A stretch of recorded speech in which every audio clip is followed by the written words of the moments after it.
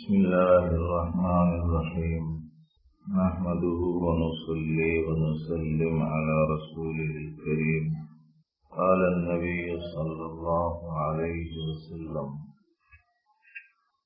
من سلك طريقا يلتمس بها علما سهل الله له به طريقا إلى الجنة قال صلی اللہ علیہ وسلم۔ صوفیاء کرام، اہل اللہ، بزرگان دین، پیران طریقت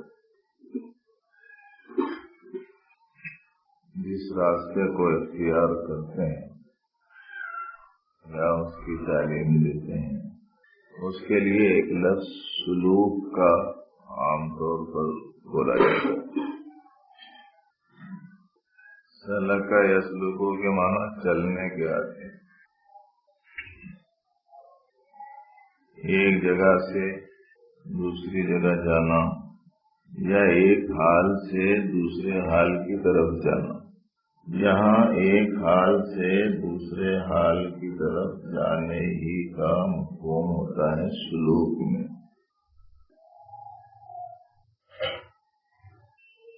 سلوک حقیقی پروردگار عالم کی معرفت کا حاصل کرنا ہے اور پروردگار عالم کی خوشنودی کو پانا ہے۔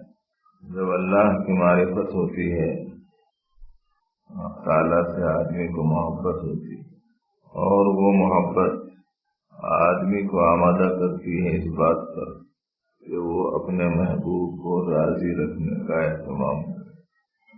اس لیے رب کی معرفت اور اسے راضی کرنے کے جو طریقے اور راستے ہوتے ہیں وہ بتانے والے کو شیخ کہتے ہیں۔ رب کو چاہنے والا، رب کی پہچانت کا خواہش مند اور رب کو راضی کرنے کا فکر مند جو شخص ہوتا ہے اور اس ارادے کو لے کر جو شخص آگے بڑھتا ہے، ایسے کو مرید کہتے ہیں۔ اسے کہتے ہیں مرید۔ اچھا یاد رکھنا، وہ یاد نہیں رہا تو ہی مسئلے ہیں پورے۔ اللہ کی معرفت، اللہ کی مرضی پانے کے لیے، حاصل کرنے کے لیے جو آدمی ارادہ کر کے آگے بڑھتا ہے اسے مرید کہتے ہیں۔ اب ان کی محبت اور ان کی مرضی کے تقاضوں کی تکمیل کے لیے کچھ چیزیں اسے اختیار کرنی پڑتی ہیں اور کچھ صفات اپنے اندر لانی ہوتی ہیں۔ انہی صفات کو مقامات سے تعبیر کیا جاتا ہے۔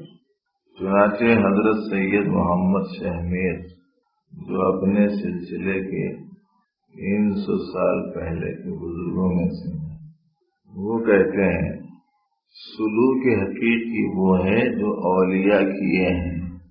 300 سال پہلے کی اردو ہے، ان کی وہ میٹھی اردو سنانے کے بعد اپنے آج کی رائج اردو میں ضرورت پڑی تو اس کی کچھ تشریح بھی کر دی جائے۔ پرانے زمانے کی اردو یہ زمانے کے بچوں کو سمجھ میں نہیں آتی، یہ زمانے کی اچھی اردو بھی یہ زمانے کے بچوں کو سمجھ میں نہیں آتی۔ یہ زمانے کی اردو کی بھی دو قسمیں ہیں، ایک کتابی اردو اور ایک خطابی اردو، ایک فصیح لغت، ایک عوامی لغت، ایک پڑھے لکھوں کی لینگویج، ایک بغیر پڑھوں کی۔ تو 300 سال پہلے کی اردو سمجھنے میں بہرحال تھوڑی سی مشکل ہوں گی، بعض الفاظ سمجھ میں آئیں گے، بعض نہیں آئیں گے۔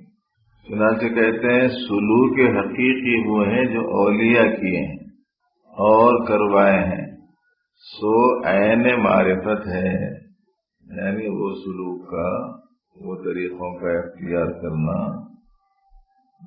وہی معرفت ہے اور اسی کے ذریعے سے معرفت حاصل ہوتی ہے۔ اس واسطے اس جگہ تھوڑا ایک بیان سلوک حقیقی کا کیا جاتا ہے۔ واللہ الموفق، اللہ ہی توفیق دینے والے ہیں۔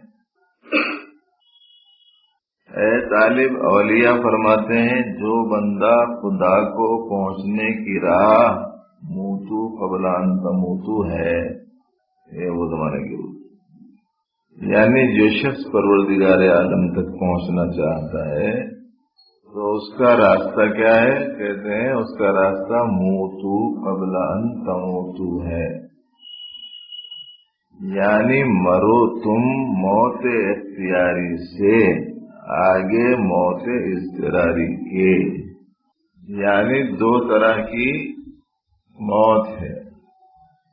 ایک موت وہ ہے جو آدمی کے اختیار کی نہیں ہے، آتی ہے نہیں چاہنے کے باوجود آتی ہے، کب آتی ہے وہ بھی نہیں معلوم، آئی تو لیے بغیر جاتی نہیں، تم چاہو تو بھی جانا چاہے، نہیں چاہو تو بھی جانا ہے۔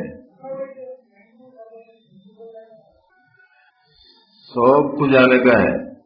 ہماری دعا ہے کہ نیکی کی توفیق کے ساتھ طویل عمر اللہ سب کو دے، لیکن جانا تو طے۔ وہ جو موت آتی ہے اس کو کہتے ہیں موت اضطراری، مجبوری کی موت۔ اور جب وہ موت آتی ہے، آ جاتی ہے، تو اب آدمی کی کوئی مرضی باقی نہیں رہتی، یا پھر بھی رہتی۔ اگر کسی پر موت واقع ہوئی اور اس کو کوئی نہلا رہا ہو، وہ کہے اتنا گرم پانی کیوں ڈال رہے ہیں، اگر بولا ہوں سب چھوڑ کے بھاگ جاتے، نہیں بھاگ جاتے، اس کی کوئی مرضی باقی رہتی ہے، ٹھنڈا پانی ڈالو، گرم پانی ڈالو، زیادہ پانی ڈالو، تھوڑا پانی ڈالو، خالی پانی ڈالو، رگڑ کے ڈالو، سیدھا ہونے کی حالت میں ڈالو، عمدہ ہونے کی حالت میں ڈالو، کیا تبھی بولتا اس کی مرضی کوئی باقی نہیں رہتی، کچھ بھی مرضی باقی نہیں رہتی۔ ابھی سے کئی بولے آ رہے ہیں فلاں فلاں آنے کا ہے نا، بول کے بولا سمجھو، بولتا کبھی کوئی مرضی اس کی باقی نہیں رہتی۔ یہ ہے مجبوری کی موت، اضطراری موت، اس کے بعد میں آدمی کوئی اختیار، اس کی کوئی مرضی باقی نہیں رہتی۔ اکابر بزرگان دین اہل اللہ یوں کہتے ہیں کہ وہ موت آنے سے پہلے اپنے اختیار سے اپنی مرضی چھوڑ دو۔ وہ موت آنے سے پہلے یہ موت اپنا لو، جیسے اس موت کے آنے کے بعد مرضی باقی نہیں رہتی، مگر وہ مرضی جو ختم ہوتی اختیار سے نہیں ختم ہوتی، زبردستی ختم ہو جاتی، تو اس سے پہلے اپنے اختیار سے، اپنے ارادے سے اپنی مرضی کو چھوڑ دو۔ اس کو کہتے ہیں موت اختیاری۔ وہ موت کو کیا بولتے ہیں؟ موت اضطراری۔ یہ موت اختیاری۔ یہ مطلب ہے موتو قبل ان تموتو کا، کہ مرنے سے پہلے مر جاؤ۔ مرنے سے پہلے مر جاؤ گے مطلب گلا گھونٹ لو نہیں، چاقو مار لو نہیں، قتل کر لو نہیں، پٹریوں پہ جا کے سو جاؤ نہیں، کنویں میں چھلانگ لگا دو نہیں، پہاڑ پہ سے کود جاؤ نہیں۔ کیا مطلب ہے اس کا؟ یہاں رہتے ہوئے اپنی مرضی چھوڑ دو، اس کا نام ہے موت اختیاری۔ یہ ہے کہ سلوک کا راستہ، سلوک بولے تو یہ ہے جو اولیاء کرام اپنائے ہیں۔ جیسا کہ کہے ہیں الموت جسر یوصل الحبیب الی الحبیب، موت ایک پل ہے جو ملاتا ہے دوست کو دوست سے، اور فنا اسی کو کہتے ہیں، یعنی مرنے سے پہلے مرنا خدا کے پہنچنے کا راستہ یہی ہے۔ ایک عجیب نکتہ نکالے ہیں یہ موت اضطراری، موت اختیاری بیان کر کے موت اختیاری اپنانے کی تلقین کر کے یہ حدیث سناتے ہیں، موت ایک پل ہے، حبیب کو حبیب سے ملاتا ہے۔ پتہ نہیں نزاکت سمجھ میں آ رہی کہ نہیں آ رہی؟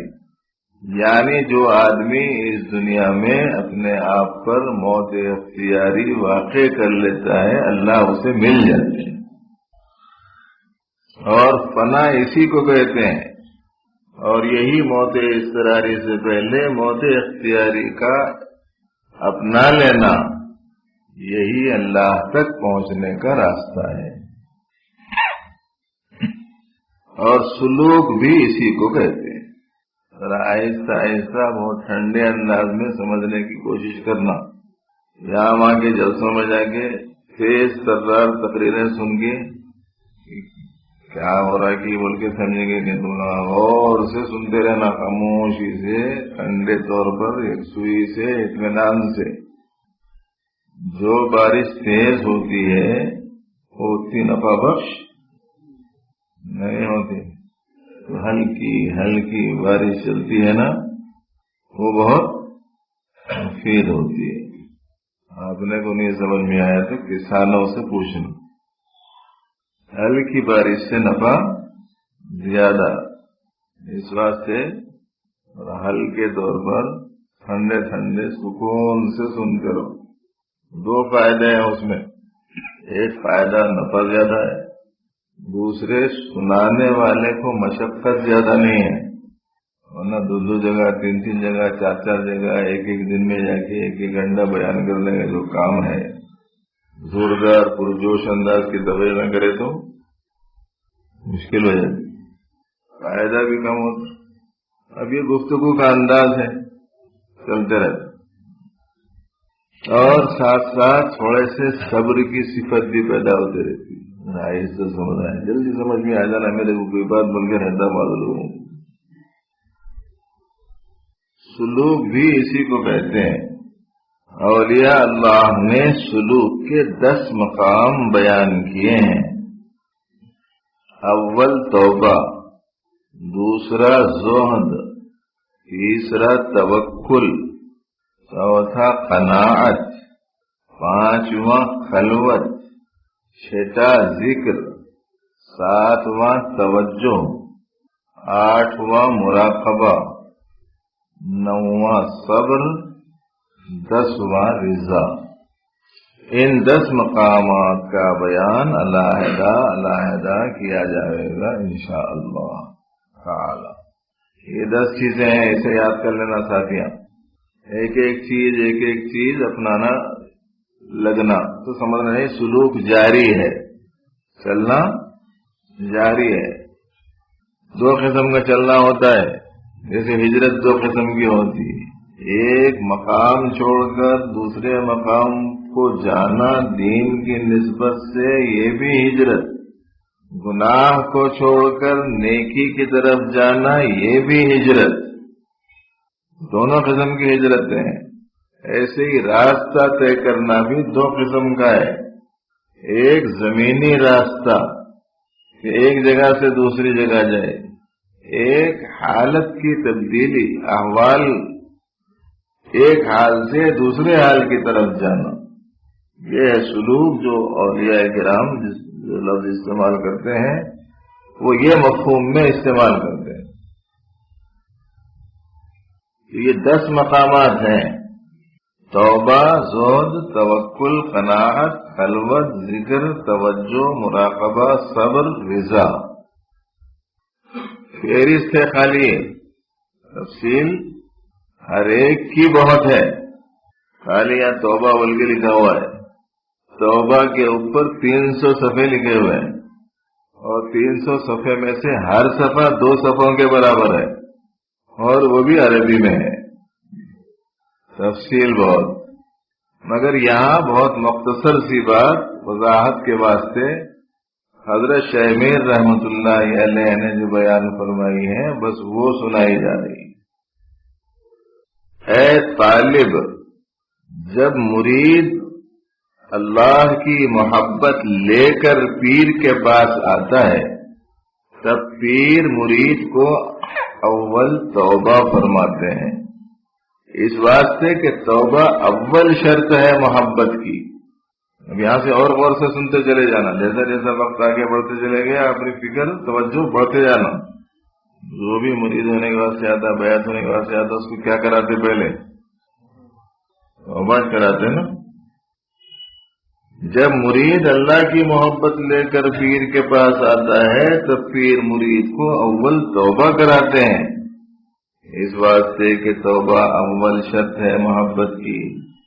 مثلا اگر کوئی شخص تم سے دوستی رکھتا ہے تو اسے لازم ہے کہ تم جس کام سے راضی نہیں ہو وہ نہ کرے، اور جس کام پر تم راضی ہیں سو وہ بجا لائے. دوست کی مرضی کا خیال رکھتے نا، دوست جو چاہتا ہے وہ کرتا ہے، جو نہیں چاہتا وہ نہیں کرتا. اب اللہ سے جب محبت کی بات آئی ہے تو ایسی صورت میں اللہ سے محبت رکھنے والا وہ کام نہیں کرے گا جس سے اللہ ناراض ہوتے ہیں، وہی کام کرے گا جس سے اللہ راضی اور خوش ہوتے ہیں. اور اگر احیاناً کبھی تمہاری مرضی کے خلاف ہو جاتا ہو تو تمہارے سامنے آ کر پشیمان ہو کر اپنے کیے کا اقرار کرتا ہے. دوست اگر کسی دوست کے مرضی کے خلاف میں کوئی کام کر دیا تو آگے شرمندگی کا اظہار کرتا، افسوس کا اظہار کرتا، مجھ سے غلطی ہو گئی، مجھے ایسا نہیں کرنا چاہیے تھا، اور یہ کہتا ہے کہ آئندہ ہرگز نہیں کروں گا، اور معافی چاہتا ہے. جب ایسا کر لیتا ہے تو وہ جو دوست ہے وہ دوست دوستی باقی رکھے گا اور میرا دوست ہے سمجھے گا. اور اگر ایسا نہیں تو نہ اپنا دوست سمجھے گا نہ دوستی باقی رکھے گا. ہمارے ماحول میں ایسا ہی ہے نا. سمجھ میں آنے کے بعد سے یہی بات مثال کے طور پر بیان کرنے کے بعد کہتے ہیں کہ اسی طرح جو کوئی اللہ کو دوست رکھے، یعنی اللہ کو محبوب رکھے، اللہ کو چاہے، اللہ سے محبت رکھے، تو اسے لازم ہے کہ جو کام اللہ تعالیٰ نے منع کیا ہے وہ نہ کرے، اور جو حکم دیا ہے وہ پورا کرے. اور اگر بتقاضائے بشریت کے کچھ منع کیا ہوا کام ہو جائے تو توبہ کرے، تاکہ اللہ تعالیٰ اسے دوست رکھے.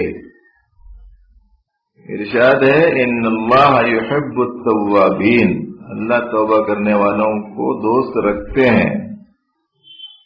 تحقیق اللہ تعالیٰ دوست رکھتا ہے توبہ کرنے والے کو اور دوست رکھتا ہے پاک بازوں کو.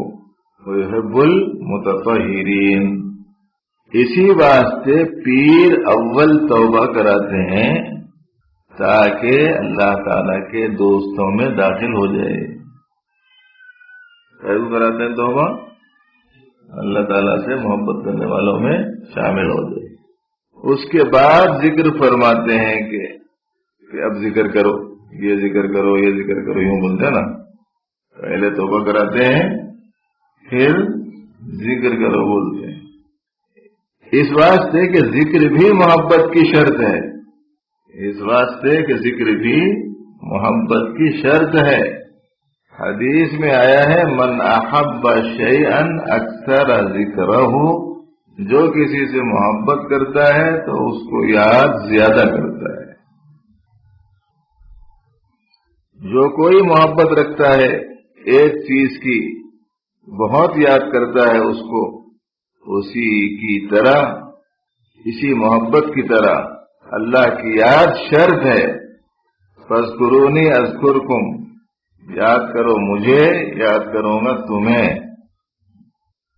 اور جب اللہ تعالیٰ اسے یاد کرے تو اپنی معرفت، قرب، حضور عنایت فرماتا ہے. ہم جب اللہ کو یاد کرتے ہیں تو اس کے نتیجے میں اللہ ہم کو یاد کرتا ہے، اور اللہ ہم کو یاد کرتا ہے، اس کے نتیجے میں پھر اپنی معرفت دیتا ہے۔ دوستی ہو جانے کے بعد میں ایسا ہوں، میں ویسا ہوں، میرے پاس یہ ہے، میرے پاس ویسا ہو، بتاتے نہیں بتاتے دوستوں، اپنی معرفت، اپنا قرب، اپنا حضور عنایت فرماتے ہیں۔ اسی طرح ان 10 مقامات میں حکمت اور اسرار بھرے ہوئے ہیں۔ اگر وہ حکمت و اسرار معلوم کرنے کی خواہش ہو تو پیر کامل کی زبانی سنیں۔ یہاں نہیں لکھ رہا ہوں یہ سب تفصیلات، بلکہ یہ بولنا چاہ رہا ہے ہمارا مقصود یہ کہ ان 10 مقام کا بیان حقیقت کی روح سے کریں، لیکن اس کے درمیان میں جو حکمتیں ہیں اس کا بیان کرنا یہاں مقصود نہیں۔ تو ان مقامات میں سے پہلا مقام کون سا ہے؟ حاضر ہے نا، حاضر ہونا، حاضری بہت ضروری ہے۔ مشہور ہے، جو جاگا وہ پایا، جو سویا وہ کھویا۔ لوگ شاید جو سویا وہ کھویا کو، جو سویا وہ کھوا سمجھے شاید، اس کے نتیجے میں مجالس سے دیے ہم جا کے سونا شروع کر دیتے کہ کچھ نہیں تو کھوا تو بن جاؤں گا۔ ذرا ہوشیار چوکنا بیٹھو، توجہ کے ساتھ میں سنو بات۔ حسب طلب ملتا ہے، بندے کے اندرون میں جتنی طلب ہوتی ہے، دل کا کشکول اپنا صحیح رخ لیے ہوئے رب کی طرف ہوتا ہے، جس قدر سچائی ہوتی ہے، جس قدر نیت میں پاکیزگی ہوتی ہے، اسی اعتبار سے ملتا ہے۔ دیتے ہیں بادہ ظرف قدح خار دیکھ کر۔ اس قسم کی باتیں سن کے بہت سارے لوگ پتہ نہیں کہاں سے کہاں تک پہنچ گئے۔ یہی باتیں ہم لوگ بھی سنتے ہیں، مگر جھانکے میں۔ آپ کو معلوم ہے کہ اسکولوں میں، کالجوں میں، یونیورسٹیوں میں تعلیم سب کو ایک ہی ہوتی ہے نا؟ کوئی دنیا بھر میں کارنامے کر دکھاتا ہے اور کوئی جھانکا۔ تعلیم وہی ہے، اس میں سچی طلب تھی، اس میں محنت تھی، اس میں نیت پختہ تھی، مضبوط تھی، حوصلہ تھا، ہمت تھی، اس کے نتیجے میں کہیں سے کہیں پہنچ گیا۔ اسی طریقے سے آپ دیکھیں گے ہمارے درس نظامی میں، دینی مدارس کے نصاب میں 9 سال کا 10 سال کا جو کورس ہوتا ہے، سینکڑوں برسوں سے وہی کورس پڑھا رہے ہیں۔ آج بھی پڑھ کے ہم لوگ نکل رہے ہیں، اس سے پہلے ہمارے بڑے لوگ بھی پڑھ کے نکلے، لیکن وہ کہاں سے کہاں پہنچے اور کیا کیا کارنامے انجام دیے اور کیسے غیر معمولی علمی نقوش چھوڑے، اور اپن جا کے وہیں سے طلب کے اعتبار سے ہوتا ہے، محنت کے اعتبار سے ہوتا ہے۔ اس لیے پوری توجہ سے سننا۔ الغرض پہلا مقام توبہ ہے۔ اے طالب، توبہ گناہ سے ہوتا ہے۔ توبہ کب کرنا؟ گناہ ہوا تو توبہ کرنا ہے نا۔ گناہ 3 قسم کے ہیں۔ پہلا مقام ہے توبہ، اور توبہ ہوتی ہے گناہوں سے، اور گناہ ہیں 3 قسم کے۔ اول گناہ شریعت کا، یعنی تن کا، بدن کا گناہ، جیسے چوری، بہتان، غیبت، شراب پینا، جھوٹ بولنا، حرام کھانا، بیجا غصہ کرنا وغیرہ۔ یہ گناہ کیا ہے؟ تن کا، شریعت کا، اور اس کے علاوہ اور بہت سارے گناہ ہیں۔ دوسرا گناہ طریقت کا، یعنی دل کا گناہ، جیسا حرص، حسد، طمع، بخل، تکبر، کینہ، عداوت، ریا، شہرت کی خواہش، اپنے آپ کو اچھا سمجھنا، غفلت وغیرہ۔ یہ سب کیا ہے؟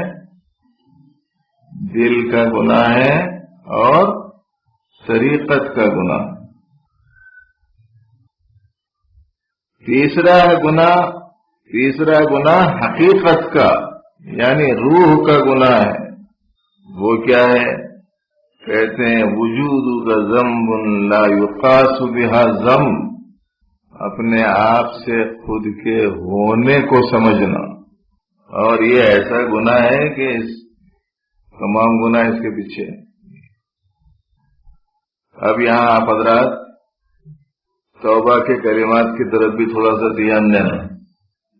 کیا ہر قسم کے کفر سے، شرک سے، نفاق سے، چھوٹے بڑے ظاہری باطنی، جان کر کیے ہوئے، انجانے میں کیے ہوئے، تاریکی میں کیے ہوئے، اجالے میں کیے ہوئے، لوگوں میں کیے ہوئے، اکیلے میں کیے ہوئے تمام گناہوں سے توبہ کرتا ہوں بول کے بولتے ہیں نا؟ ہر قسم کے شرک سے بول کے بھی بولے اس میں۔ اور یہ آپ حضرات کو معلوم ہے کہ ایک شرک فی الالوہیت ہوتا ہے، ایک شرک فی الافعال ہوتا ہے، ایک شرک فی الصفات ہوتا ہے، ایک شرک فی الوجود ہوتا ہے۔ اور بار بار یہ شعر اس لیے سنایا جاتا ہے کہ سلسلے سے تعلق رکھنے والے ہر ذالک کو یاد رکھنا چاہیے، 4 شرکاں 4 سرکاں ہے تجھے، ان کو سرکا یار حاصل ہو تجھے۔ اب وہ گناہ ہے تو مانے ہوئے نہیں ہے تو توبہ کیسے کریں گے؟ تو اس لیے پہلا جو مقام ہے سلوک کا وہ توبہ ہے۔ بدن کے برے اعمال سے بھی توبہ، دل کے برے حالات سے بھی توبہ، اور اعتقادی گناہ سے بھی توبہ۔ اب اس توبہ کے کرنے کے بعد بندہ اللہ کا پسندیدہ بن جاتا ہے، اللہ اس سے محبت کرنے لگتا ہے۔ لیکن اگر پھر گناہ ہو گیا تو کیا کرنا؟ جیسے دوست کے منشے کے خلاف ہوا، جا کے عاجزی کر کے، منت سماجت کر کے، قصور ہو گیا بول کے، پھر نہیں کرتا بول کے منا کے، معاف کر دے بھائی بول کے اصرار کر کے معاف کرا لیتے نا، تو پھر دوستی برقرار رہ جاتی ہے۔ اور اگر ایسا نہیں ہوا، اس کے منشے کے خلاف کرا، ہو کرو جاؤ، تو دوستی باقی رہتی۔ ایسے ہی بندہ سارے گناہوں سے توبہ کیا، لیکن توبہ کرنے کے بعد پھر کوئی غلطی ہو گئی تو اب کیا کرے؟ فوراً توبہ کرے۔ اب چونکہ ہم بشری تقاضے اپنے اندر ان میں رکھتے ہیں تو کچھ نہ کچھ کوتاہی غلطی اپنے سے ہوتی ہی رہتی ہے۔ اسی بات سے کہتے ہیں کہ بھئی اپنے معمولات میں روزانہ 2 رکعت نماز صلاۃ التوبہ کی بھی شامل کر لیں۔ سونے سے پہلے 2 رکعت توبہ کی نیت سے پڑھ کے استغفر اللہ العظیم الذی لا الہ الا هو الحی القیوم واتوب الیہ، پورے شعور کے ساتھ، عاجزین کے سارے کے ساتھ، اپنے کوتاہیوں کے اعتراف کے ساتھ، اپنے قصوروں کے اقرار کے ساتھ، آئندہ نہیں کرنے کے ارادے کے ساتھ پروردگار عالم سے معافی مانگنا۔ یہ جو استغفار ہم نے آپ کو سنایا ہے ایسا عجیب ہے کہ پیارے حبیب صلی اللہ علیہ وسلم نے یوں ارشاد فرمایا کہ جو کوئی آدمی 2 رکعت نماز توبہ پڑھتا ہے اور پھر یہ کلمات استغفار کہتا ہے تو اگر اس کے گناہ غیر معمولی مقدار میں بھی ہوں تب بھی پروردگار عالم معاف کر دیتے ہیں۔ سونا تو ایسی حالت میں سونا کہ اگر پھر اٹھنا نہ ہو تو ایسی حالت میں بارگاہ الہی میں حاضری ہونا کہ بندہ صاف ستھرا رہنا۔ چنانچہ سوتے وقت کی دعاؤں میں کیا ہے؟ بسمک ربی وضعت جنبی وبک ارفع، اے اللہ آپ کا نام لے کر میں نے اپنا پہلو بستر سے لگایا ہے، آپ ہی اٹھانا چاہیں گے تو دوبارہ اٹھوں گا، مگر مجھے یہ نہیں معلوم ہے کہ مجھے اب لیٹنے کے بعد اٹھنا ہے یا نہیں، اس واسطے اگر مجھے آپ روک ہی لیں، یعنی میرے اوپر موت واقعی ہو جائے تو ایسی صورت میں میرے گناہوں کو معاف کر دیجئے، اور اگر دوبارہ آپ اٹھائیں تو پھر میری ایسی حفاظت فرمائیے جیسے آپ اپنے پسندیدہ بندوں کی حفاظت کرتے ہیں۔ یہ دعا مانگ کے سونے کا ہے۔ اللہم ان امسکت نفسی فاغفر لہا وارحمہا وَإِنْ أَرْسَلْتَهَا فَاحْفَظْهَا بِمَا تَحْفَظُ بِهِ عِبَادَكَ الصَّالِحِينَ۔ یہ دعا پڑھ کے معنی یاد کر کے پھر دعائیں پڑھنا، اس میں بات کچھ اور ہے۔ معنی کی طرف دھیان دیتے ہوئے یہ دعائیں پڑھنا، اس کے اثرات ہی الگ ہوتے ہیں، اس کا ایک تاثر قائم ہوتا ہے دل میں، پھر دعا ہوتی ہے۔ یوں کہہ لیجیے کہ معنی کی طرف آپ دھیان کر رہے ہیں تو دعا مانگ رہے ہیں، اور اگر معنی کی طرف آپ دھیان نہیں کر رہے ہیں تو دعا پڑھ رہے ہیں، مانگ نہیں رہے ہیں۔ دعا کے پڑھنے میں دعا مانگنے میں بڑا فرق ہے۔ تو تینوں قسم کے گناہ سمجھ میں آئے۔ ایک بدن کا گناہ، ان کو مارا، ان کو توڑا، ان کا پیسہ لے لیا، ان کی غیبت کر دی، ان کو گالی دے دی، ان کو ذلیل کر دیا، ان پہ ظلم کر دیا، ان کی برائی بیان کر دی، اس کو دیکھ کے جلے، اس کو اپنے سے چھوٹا سمجھے، اس کو اپنے سے حقیر سمجھے۔ مسلمان کو کہیں حقیر سمجھتا؟ اس کے دل میں تو کلمہ ہے نا، تو کیسے حقیر سمجھ رہے آپ؟ بعض تو ایسے ہوتے ہیں کہ دیکھنے میں بظاہر زیادہ دیندار نہیں معلوم ہوتے، مگر اس درجے ان کے اندر، ان میں تقویٰ، طہارت، اللہ جل شانہ کے احکام کی رعایت، نمازوں کی پابندی، لحاظ ایسا ہوتا ہے کہ کچھ مت پوچھ۔ ایک ظاہر میں ایک چیز نہیں ہے، ہو سکتا ہے آج نہیں کل اللہ تعالیٰ توفیق دے دے، ہے نا؟ اندر کی چیز پر نظر رکھ کے اکرام کرنا مسلمان۔ اس کو سمجھانے کے واسطے ہم چھوٹی سی ایک مثال دیتے ہیں۔ بظاہر ایک چیز بڑی خراب رہتی، ایک صاحب کو دیکھے بالکل صاف ستھرے کپڑے پہنے ہوئے، ایسا معلوم ہونا جیسے ابھی حمام اور غسل خانے سے نکل کے آئے ہیں، صاف ستھرے کپڑے ہیں اور عطر وغیرہ بھی ملے ہوئے ہیں، لیکن ایک جگہ گندی نالی کے پاس میں کھڑے ہوئے ہیں استینا چڑھا کے۔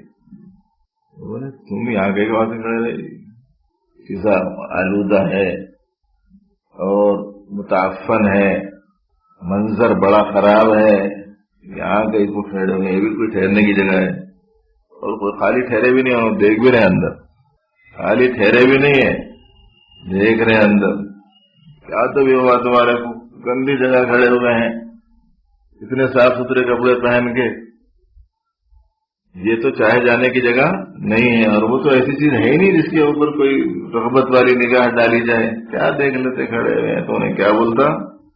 انہیں یہ بولتا کہ صاحب آپ کی نظر اوپر کے اوپر ہے، جی آپ کی جو نظر ہے وہ اوپر کے اوپر ہے، میری جو نظر ہے وہ اوپر کے اندر پر ہے۔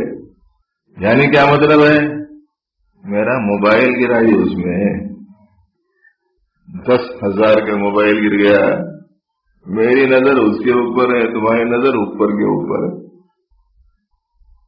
تو انتہائی گندے ماحول کے باوجود اس جگہ پر وہ جو رغبت سے کھڑا ہوا ہے، کس پر نظر ہے؟ اس کی اندرون پر نظر ہے۔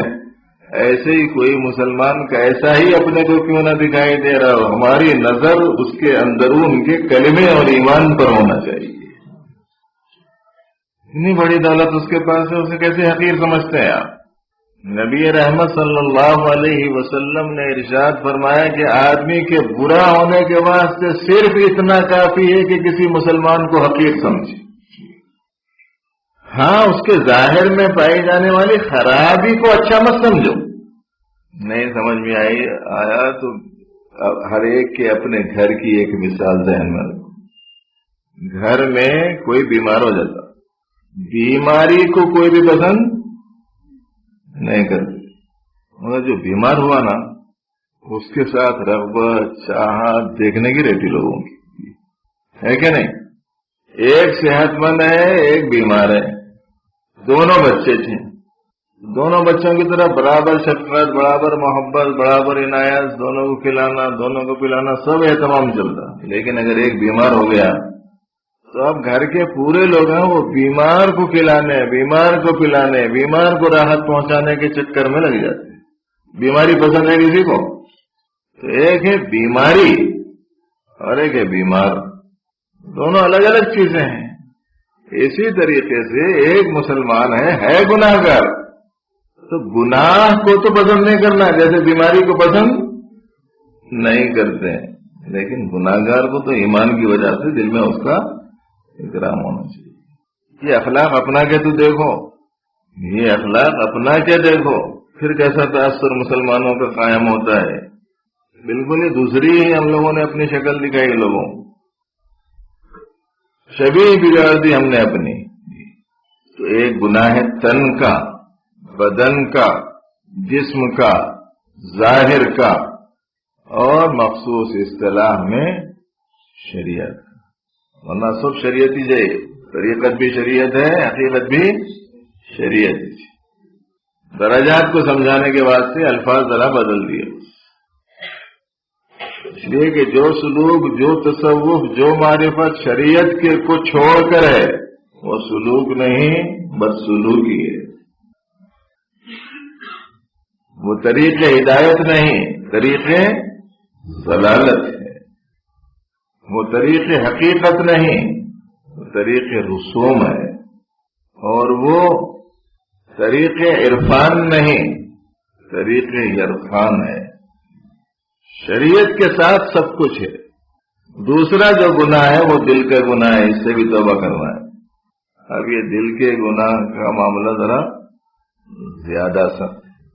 ہرس ہے نا، ہرس، جتنا بھی مل رہا ابھی ہونا، ابھی ہونا، ابھی ہونا، ابھی ہونا. وہ بھی مل گیا تو اچھا، یہ بھی مل گیا تو اچھا، وہ بھی مل گیا تو اچھا. یہ اچھی چیز نہیں ہے، بہت بری چیز ہے. ہمارے کو تھوڑا مل گیا تو بس، 42 بھر کا تو پیٹ ہے. کھانے کے بعد سے 200 گرام بہت ہو گیا، 250 گرام. کوئی ذرا زیادہ ہی پرخور ہے، 1 کلو 2 کلو، اس سے بڑھ کے کیا ہے، اس سے بڑھ کے گنجائش. خالی ہرس ہے آدمی، یہ بھی ہونا، وہ بھی ہونا، وہ بھی ہونا، وہ بھی ہونا، وہ بھی ہونا. اور اسی ہرس کے چکر میں مقابلے بھی چل رہے ہیں. کون کتنے پاکٹ آگاتا ہرس کے دیکھیں گے. یہ ہرس ٹھیک نہیں. قناعت ہونا.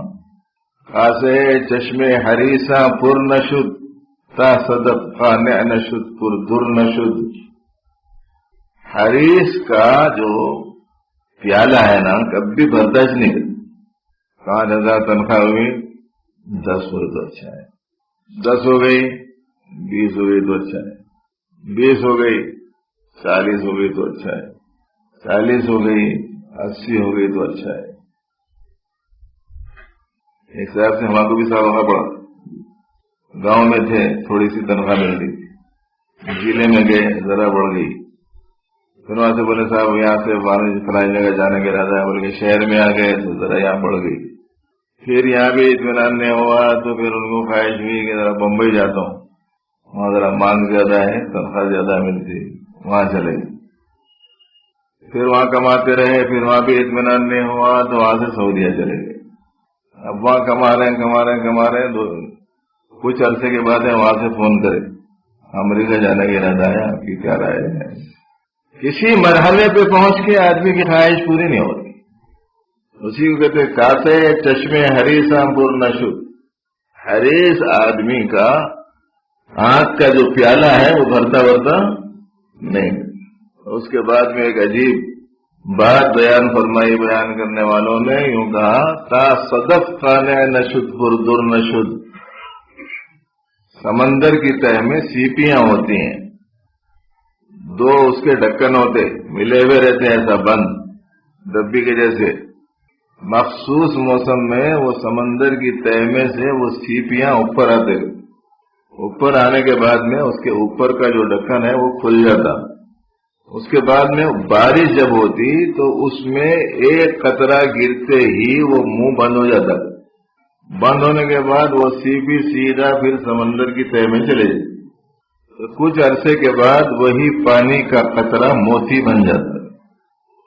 بعض سیپیاں ایسے رہتے ہیں کہ وہ آتے اوپر، آنے کے بعد میں منہ کھولتے، پانی کا قطرہ گرا تو بند نہیں ہوتے، پھر گرا تو بند نہیں ہوتے، پھر گرا تو بند نہیں ہوتے، گرتے رہتا پوری سیپی بھر جاتی، اس کا منہ بند نہیں ہوتا.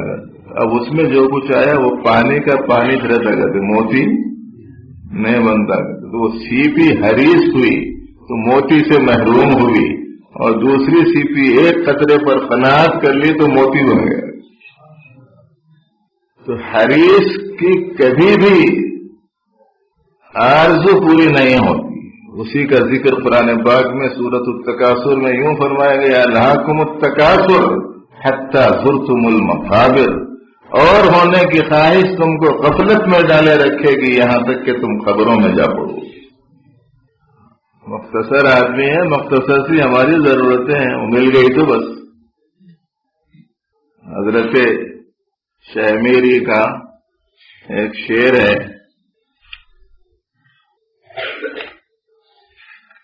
شربتو نانگرم نیست میسر غم نیست، شربتو نانگرم نیست میسر غم نیست، برگ بالائے درخت آب بدریا کم نیست۔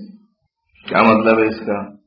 پینے کو اچھے قسم کے شربتہ نہیں ملے، گرم گرم روٹی اگر نہ ملے یا روٹی ہم کو میسر نہ آئے تو کوئی غم کی بات، پینے کو شربت کھانے کو روٹی نہیں ملے تو کوئی غم کی بات نہیں ہے۔ کہتے ہیں درختوں کے اوپر پتے، دریا میں پانی کم نہیں ہے۔ یعنی کیا مطلب؟ آدمی کی وقتی ضرورتوں کی تکمیل کے واسطے تو اتنا بھی کافی ہے۔ بڑی فکر دامنگیر ہو گئی لوگوں کو، کیسا ہوں گا کیسا ہوں گا کیسا ہوں گا۔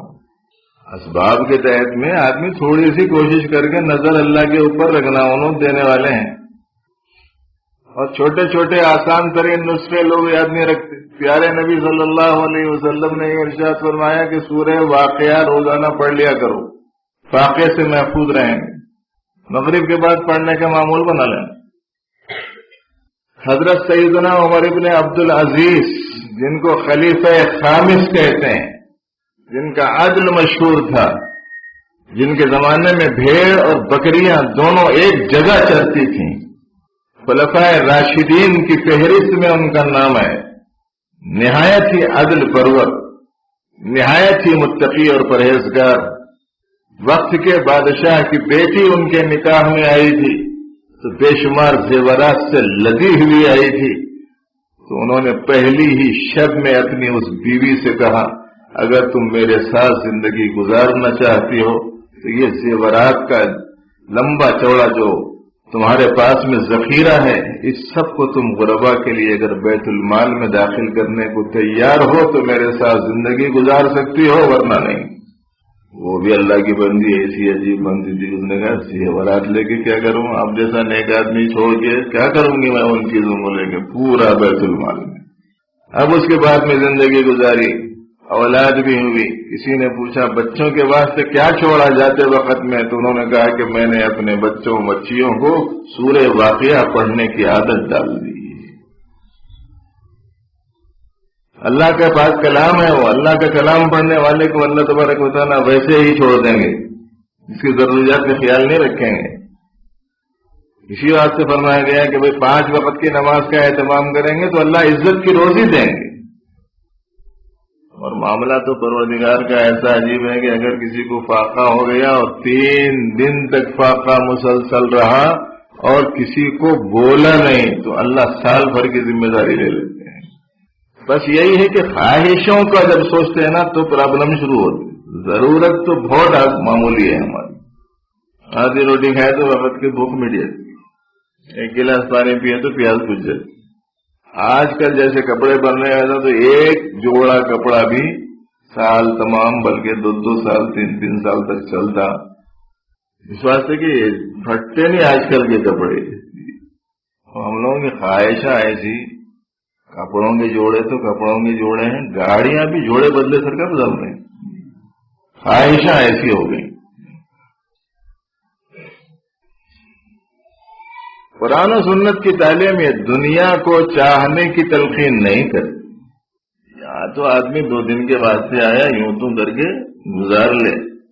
ہمارے حضرت شاہ صوفی صاحب رحمۃ اللہ علیہ نے فرمایا، یہ دنیا ایسی ویسی جیسی کٹنی ہو کٹے، لیکن یہ دنیا ایسی ویسی جیسی کٹنی ہو کٹے، لیکن مقدر میں تمہارے دولت دین بے شمار آئے، دین کی دولت آئے تمہارے مقدر میں۔ یہ دنیا ایسی ویسی جیسی کٹنی ہے کٹ جائے۔ ہمارے بعض بزرگوں نے فرمایا، یہاں ایسے رہے کہ ویسے رہے، وہاں دیکھنا ہے کہ کیسے رہے۔ یہاں کی فکر لگ گئی۔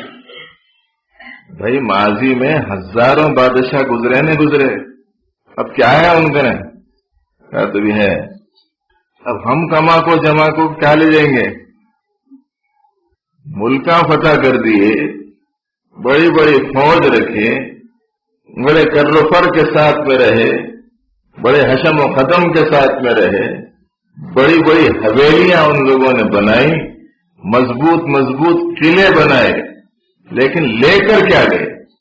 ان کے پاس ہی نہیں رہا تو ہم آپ جمائش کیا کر رہے ہیں؟ تو جو رہیں گا اس کے پیچھے پڑے ہیں۔ آخری وقت میں کروڑ پتی اور کوڑی پتی دونوں برابر ہیں۔ کوڑی جانتے؟ نہیں جانتے، نئے بچے نہیں جانتے۔ پرانے زمانے میں وہ ایک نئے پیسے سے بھی کم کا ایک سکہ ہوتا تھا، اس کو کوڑی بولتے تھے۔ چھوٹی سی ایک سیپی کے جیسی ایک چیز سمندر میں ہوتی ہے، چکنی ہوتی ہے اوپر سے، بیچ میں اس کے کنگورے دھاری جیسی اس میں جناب شیخ ہوتی ہے کٹی ہوئی، اس کو بولتے کوڑی۔ اسی واسطے بولتے تھے کہ اس کے پاس تو پھٹی کوڑی بھی نہیں، کیوں بولتے تھے؟ تو ایک ہے کوڑی پتی اور ایک ہے کروڑ پتی، اخیر وقت میں دونوں برابر۔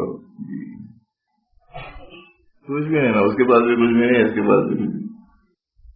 اس واسطے بہت زیادہ یہ فکر کرنے کی ضرورت نہیں۔ اللہ نے جس کو پیدا کیا ہے تو اس کی ضرورت کے بقدر روزی کی ذمہ داری خود پروردگار عالم نے لے رکھی ہے۔ اس واسطے پریشانی ضروریات کی زیادہ نہیں ہے، خواہشات کی ہے پریشانی پوری۔ اور اس کا اندازہ اس سے بھی ہو سکتا ہے کہ جو منگنے والے لوگ آ رہے ہیں نا، کھانا لے کے گئے، سالن لے کے گئے، تو یہ نہ کو جی پیسے دو۔ پیسہ کیا ہے؟ خواہش کی چیز ہے، کھانا ضرورت کی چیز ہے، وہ ضرورت کی چیز یہ تو نہیں رکھا، مطلب اس کا اتنا ہے اس کا نہیں۔ ساری پریشانی خواہشات کی۔ تو پہلا مقام ہے توبہ۔ توبہ میں بدن سے ظاہر ہونے والے جو گناہ ہیں اس سے توبہ۔ دوسرا درجہ ہے، دوسرا مرتبہ ہے دل کے گناہوں سے توبہ۔ دل کے گناہوں میں پہلا گناہ حرص کا، آپ کو بھی سنایا گیا۔ ایک ہے حسد کا، یہ بھی دل کا گناہ ہے۔ حسد بولے تو کیا؟ دوسرے کو زیادہ ملا، اپنے کو کم ملا، تو اس کو زیادہ ملا تو اس کو ہمارے کو پریشانی شروع ہو جاتی۔ اس کو زیادہ کیوں ملا؟ انہیں میرے سے اچھا کیوں ہے؟ اس کا گھر میرے سے اچھا گھر کیوں؟ اس کا لباس میرے سے اچھا لباس کیوں؟ اس کی غذا میرے سے اچھی غذا کیوں؟ اس کے بچے کو ملازمت ملی، میرے بچے کو نہیں ملی، ایسا کیوں؟ اب ایسی تو اس کی دکان بڑی ہو گئی، میری دکان بڑی نہیں ہوئی، یہ کیا قصہ؟ میں کرتا تو نہیں عملیات وغیرہ، مگر لوگ آ کے بولتے مول صاحب وہ دکان کھولا، میں آج کھولا، رات میں بند کر کے آیا، صبح میں جا کے دیکھا تو وہ شٹر کے سامنے وہ لیمو، ناریل، مرچیاں یہ وہ پڑے ہوئے ہیں۔ کیا مطلب؟ یہ بازو والے کو دیکھا نہیں جا رہا یا سامنے والے کو دیکھا نہیں جا رہا، کہنے کے واسطے بولا۔ اپنا عقیدہ، اپنا یقین صحیح رہا تو لیمو ناریل وغیرہ سے کیا ہوتا؟ کس کے گھر میں نہیں لاتے لیمو؟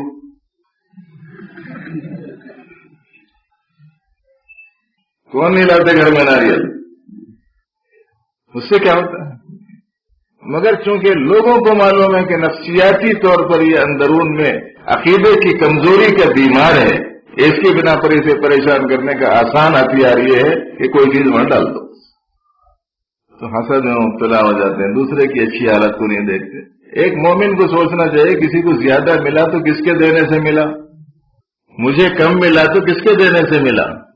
اللہ ہی کے دینے سے۔ تو ایسی صورت میں دینے والا تو ایک ہی ہے نا۔ اب جس کو زیادہ دیے اس کے زیادہ ملنے پر آپ ناراض ہو رہے ہیں کا مطلب یہ ہے کہ گویا زبان حال سے یوں بول رہے ہیں کہ اللہ نے اس کو زیادہ کہے کو دیا، مجھے کم کہے کو دیا۔ مخلوق ہو کے خالق کے فیصلے پر آدمی ناراض ہے، بڑا روگ ہے یہ دل کا۔ ہے سو نیکیاں پورے چلے جاتے، کہتے یہ بیماری رہی، یہ گناہ اگر اندرون میں رہے تو جو نیکیاں اپنے سے ہوتے نا چھوٹے موٹے وہ بھی ختم ہو جاتے۔ اس سے توبہ کرنا۔ تو کیا کیا گناہ ہیں وہ یہاں لمبی چوڑی پوری فہرست تو نہیں سنائے، لیکن تھوڑے سنائے۔ حرص ہے، حسد ہے، طمع ہے، بخل ہے، تکبر ہے، کینہ ہے، عداوت ہے، ریا، سمع، عجب، غفلت ہے، یہ ساری بیماریاں ہیں دل کی. ان تمام دل کے گناہوں سے توبہ کرنا، یہ پہلا مقام کا درمیانی مرحلہ. مقام کون سا چل رہا؟ پہلا. مرحلہ کون سا ہے؟ پہلا مقام ہے توبہ. توبہ 3 قسم کے گناہوں سے، ایک جسم کے گناہ، دوسرے دل کے گناہ. تو یہ دل کے گناہوں سے متعلق ذکر چل رہا. اگر آپ لوگ یاد دلائے تو آئندہ جمعہ کو پھر سناتا ہوں اس کے آگے کا سبب، نہیں تو پھر جو ذہن میں آیا وہ سناتا ہوں. اگر طلب ہے سچی، ترتیب سے کچھ سننا چاہتے ہیں تو تھوڑا سا آپ بھی کرنا. آج کل لوگ کچھ کرنے کو تیار نہیں ہیں، بلکہ بہت سے تو ایسے ہیں کہ وہ چاپنے کو بھی تیار نہیں ہے، وہ چاپ کے ڈال دیا تو اچھا ہے بول کے وہ. اور آپ کو معلوم ہے اگر ایسا کرے تو اپنے معدے کی قوت ختم ہو جاتی. تھوڑی سی جدوجہد، تھوڑی سی طلب، تھوڑی سی محنت، تھوڑی مشقت برداشت کرنے کا فیصلہ کرنا چاہیے. اللہ رب العزت اپنے کرم سے ہم سبوں کو صحیح علم و عمل کی توفیق عطا فرمائے. اللهم انا نسألك علما نافعا ورزقا واسعا حلالا طيبا وشفاء من كل داء. ربنا آت نفوسنا تقواها وزكها انت خير من زكاها انت وليها ومولاها. وصل وسلم وبارك على سيد المرسلين والحمد لله.